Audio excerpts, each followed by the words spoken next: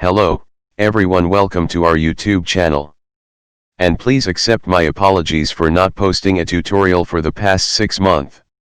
Okay, let's start our Photoshop typo tutorial. Today we going to see how to make Dil Bechara title typo. First let's open background image file, link in YouTube description. And select file. Open. Select image and click open. And select type shortcut T. Font, link in YouTube description. And type your name.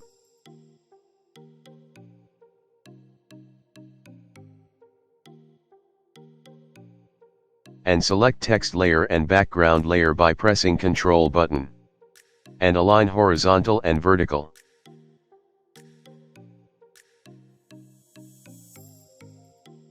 And file. Place linked. And click on Dil Bechara heart icon and place. Move to liked place. Thank for watch the video and don't forget to subscribe our new YouTube channel. Link in YouTube description. I will continuously upload video in our new channel, please support.